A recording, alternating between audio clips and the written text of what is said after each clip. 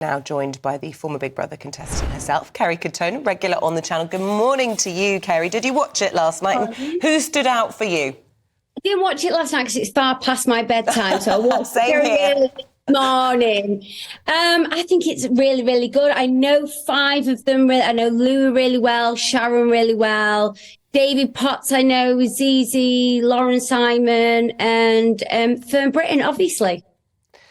OK, and what about all the headlines that are being made by Gary Goldsmith? Do you think it's a dangerous old game? You're going to have a microphone on you 24 hours a day. You're putting your life in the hands of the channel's editors. You know, do you think that this could be a big misstep for the Middleton family anyway? You know what? I feel really, really bad. I mean, the Royals have had a really, really rubbish time of it lately. And I feel like putting somebody like Uncle Gaz in there is really not going to help matters. I mean, especially what's going on with Carl, Kate's King Charles. Kate's off the face of the earth. She clearly can't be watching the show, obviously. If she is, she's probably sat behind the sofa or watching it through her hands. But I take everybody on face value. You know, he could be a really nice guy. Who knows what he's going to say? I don't like judging people when I've never met them and I don't know who they are. So hopefully this will give us a chance to get to know him. And as a public person, being nosy as I am, maybe tell us where the hell Kate's gone. Yeah. Well, let's have a look at him, Kerry. Let's get a picture, somebody, of Gary Goldsmith up on screen here. And, oh, that's not the picture I wanted, but anyway, he's got... You can see a bit of James Middleton in his face, actually, when you see him like that. Yeah, he has glasses on now most of the time. And we think, Kerry, he just looks like a stocky version of Alan Carr when he has his glasses on and his big teeth on show and things like that. Sticking his tongue out. Yeah, I just think, you know, I think he's going to be probably straight away one of the most unliked characters that are in there. Because I do love the royal family. You know, I think obviously since the Queen passing, it's never been the same since. But I feel like they've had a really, really hard time of it. And I feel like everyone's going to be very protective of the royal family. But also, on the other hand, we are all nosy. We all want to know what's going on. We want to know the secrets. We want to know the nitty-gritty. We want to know the goss. So hopefully he will give us that. And that's what he's in there for. Yeah. He's a black sheep of the family. How is he going to know any of this anyway?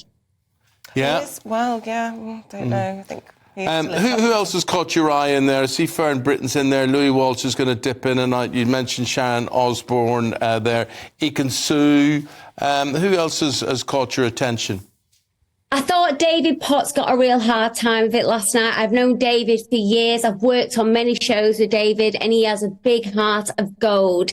Watching Louis, now I know Louis very, very, very well. I stayed at Louis's house, and I think Louis pushed Sharon to put David in the ring of fire because he's a very loud character, David, but he has a heart of gold. And I think Louis is going to be very uncomfortable. As soon as Sharon leaves, which I think she's only in there for 5 days, if I'm right, I think Louis is going to struggle. I think Louis is going to struggle being in there.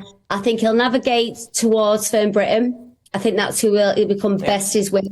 But I think out of everybody that is in there, I think it's going to be Louis that's going to struggle the most. What is it like having a microphone on you 24/7? More than a microphone, cameras on you whilst you're sleeping. You know, what's the stress like? You know, wondering what the world thinks of you and what the headlines are. I mean, these are people who are used to celebrity and fame like you, but it's still got to be a bit of a pressure cooker. To be honest with you, out of all the reality shows that I have done, Big Brother was probably one of my favourites because you don't have your phone. You're not constantly thinking what are other people thinking about you. For me, the only thing I really struggled with was missing my children. That's the longest I've been away from my kids at that time.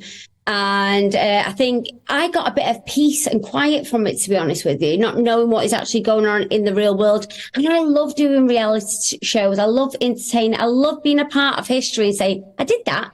Yeah. I did that. And every time it comes on, I get proper jealousy. Oh, my God, I so want to go back in because it's always a great... You're creating an amazing memories. For me, that's what it is. And on my deathbed, I can go, I've done so much. For £100 a night, I think most people would be up for some of those memories. Yeah, but even for like when I did The Jungle back in the day, I didn't get paid anything near that. But I thought, what an adventure. And I truly mean that. I get offered to do these shows and I think nobody else normally gets to do this kind of stuff. And the life I've lived, I'm very lucky and blessed to be alive and still be here. I want to create amazing adventures for myself and my kids. Yeah. So everyone who has gone in there now, Ekin Sushi turns up to an envelope and does all the reality shows now. Fair play to her. Yeah. How come they never brought back that Christmas toy show that you and me did? I knew you were going to mention that. I knew you were going to mention. You Come mentioned on, it. tell us more. What Christmas toy I show? wasn't that part, Eamon. I was going through divorce. Which one you after? Don't know that many.